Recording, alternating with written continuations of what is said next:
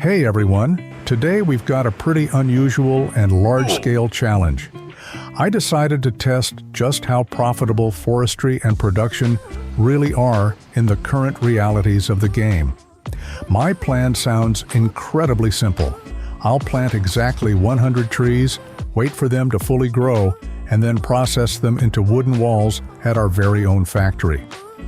First off, I needed to prepare the staging ground, so I simply rented a good, powerful tractor and a specialized tree planter. At the store, I bought a pallet of 120 saplings.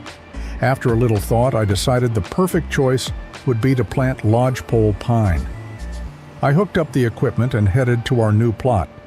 But upon arrival, the first nasty surprise was waiting for me. It turned out the field I bought had already been seeded by someone, and somebody else's crop was in full swing. I had neither the time nor the desire to wait for it to ripen and harvest it. I decided to take a radical approach. I just went into build mode and the landscaping editor and completely leveled the surface, destroying the crops. Now we had a perfectly flat area ready for planting our forest. The planting process began. It's not the fastest job. You have to carefully drive the tractor row by row, keeping an eye on the distance between the saplings so that machinery can easily drive between them in the future. But I have to admit, the rented equipment worked perfectly, and the process itself was pretty satisfying. By evening, the monotonous work was done. Even rows of future giants lined up on the field. Now, there's only one thing left to do: enjoy the result and wait. We'll have to wait a few in-game years until the trees reach their maximum growth stage. The growth process here is divided into 3 stages. The first stage comes pretty quickly.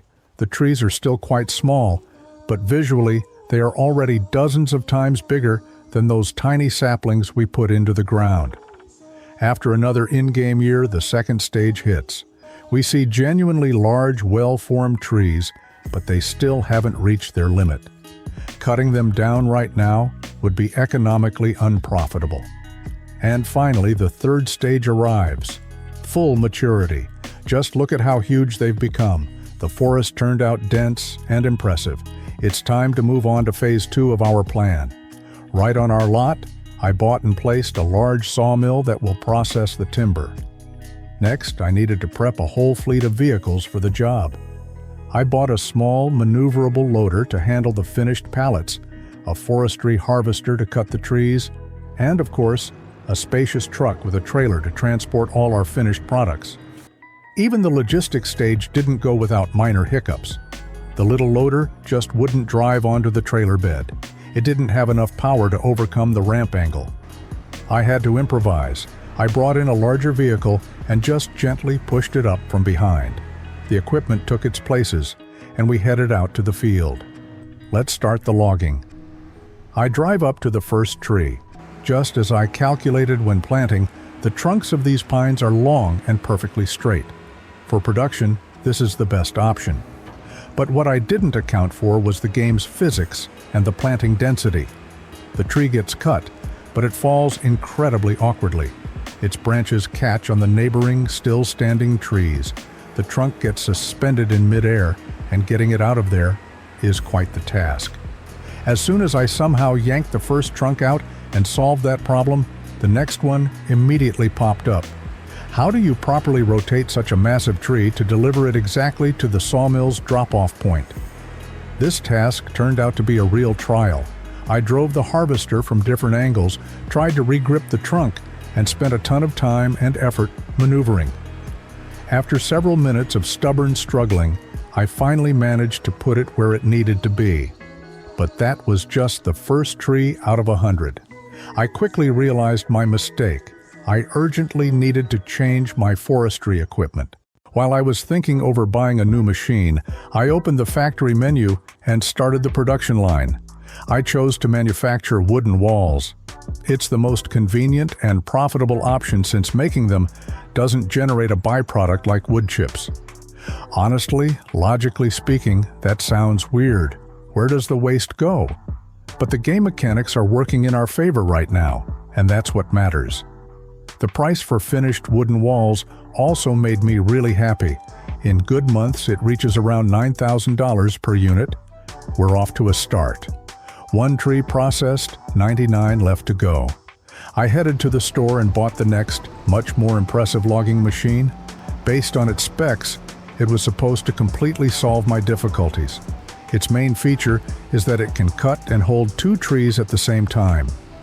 Given our dense planting, this sounds like the perfect solution. But I wouldn't be me if everything went smoothly here either. I drove up to the trees, grabbed them, started cutting, and immediately messed up. The trees turned out to be way too tall and heavy for this machine's center of gravity. As soon as the trunks detached from the stump, my expensive new equipment just flipped onto its side. It feels like this forest is resisting being cut down with all its might. And honestly, I kind of get it. I had to improvise again. I fired up our little loader, drove over to the downed harvester, lifted it slightly, and managed to put it back on its wheels. After this incident, I decided not to get greedy. We saved the vehicle, so now we'll try cutting strictly 1 tree at a time. With the new approach, things went much better and more steadily. 5 huge trunks, one after another, went to our factory's receiving zone. The process started to turn into a routine, but then the 6th tree decided to remind me who's boss. I couldn't grab it dead center, the balance was thrown off, and it just slipped out of the grip, crashing to the ground. I stared at this fallen trunk and had no idea what to do with it. I hadn't prepped any equipment for picking things up off the ground. In the end, I couldn't think of anything better than just leaving it there, moving on with the rest, and trying not to get upset over losing my rhythm. But my rushing led to another crash. Reversing with yet another cut tree, I ran over some branches and stumps, the results of my previous mistakes. The machine swerved and I flipped over again. Navigating the logging site was getting harder and harder. The ground was littered with offcuts and abandoned trunks. Little loader, save me again. The harvester rescue operation repeated. Even though it was incredibly slow, full of mistakes and stops, I stubbornly continued to fell the forest. After a decent amount of time, the factory processed the incoming timber, and we accumulated quite a lot of finished wooden wall pallets at the output. Time for logistics. We need to start loading them onto our large trailer. At first, I had serious doubts. Could that same little loader I used to flip machinery handle the heavy pallets? But to my surprise, it performed excellently. It turned out to have a good counterweight, and while loading the first tier, it didn't even try to tip over once. Sometime later, the first level of the trailer was completely filled with pallets. There was still plenty of room, so I decided to try stacking pallets on a second level. I hooked the cargo, raised the boom to the max, but our little guy just couldn't lift the pallet to the right height. It simply didn't have enough boom length. Naturally, that didn't stop me. I opened the store and bought another loader, significantly larger and more powerful. Surely this one should handle this tough task with no problems. And I wasn't wrong.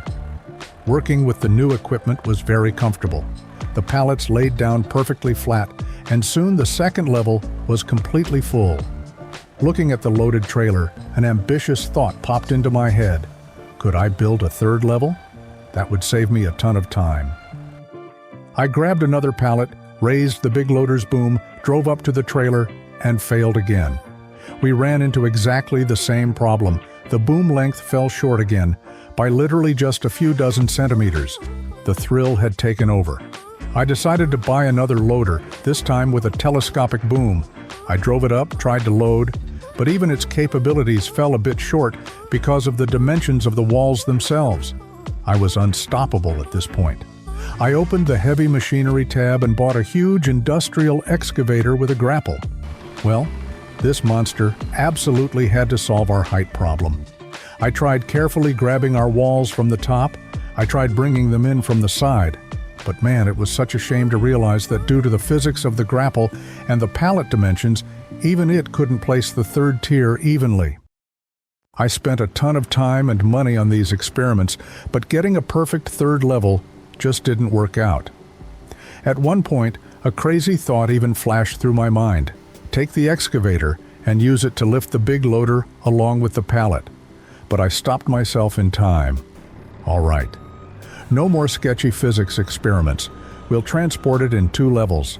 In the end, working steadily and without unnecessary risks, I managed to fully load 2 whole trailers. Each of them fit 16 massive wooden wall pallets. We are off to a very good start. Let's leave these trucks parked and waiting for their time to sell, while we head back to the forest and deal with the remaining trees. A little more time passed. The system was dialed in. And now, the 3rd and 4th trailers are ready too. Looking at these volumes of finished product, I realize we're going to get a lot of money at the end. All that was left was to deliver the cargo. I got into the truck, hit the gas, turned the steering wheel, and immediately heard a crash behind me. I forgot to press one single button to secure the cargo with straps. My entire neatly stacked 2nd level tumbled to the ground. Not the best time for mistakes like this. I had to call in the loader again. 5 minutes of annoying work, and everything was ready once more. This time, I made absolutely sure to tighten the straps. Well then, guys, let's sum it up. Out of 100 planted trees, after pushing through the pain, flipped machinery, and loading issues, we managed to gather exactly 8 full trailers of wooden walls, plus a little bit left over on a 9th.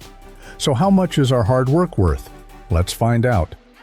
Just to keep the experiment clean and avoid spending another hour delivering this heavy, wobbly cargo to the other side of the map, I placed a sell point right next to our lot. I pull the first trailer onto the sell trigger. The numbers in the account start rapidly climbing. So, for just the first trailer alone, we get $140,000. That is fantastic money, especially considering I'm selling them right now without waiting for the month with the highest peak market price. On top of that, we are playing on medium economic difficulty, so these numbers are totally realistic for a standard playthrough. I sold all 8 trailers. The final amount on our balance has changed. Selling all the fruits of our labor, we got $1,157,000 in net revenue. If you ask me, for a single planting of 100 trees, that is a massive amount of money. Our experiment has come to an end. Guys, thank you all so much for watching. If you enjoyed this format, support us by subscribing to the channel and dropping a like on this video. And be sure to let me know in the comments what crazy or difficult challenge you'd like to see in the next video. Bye, everyone.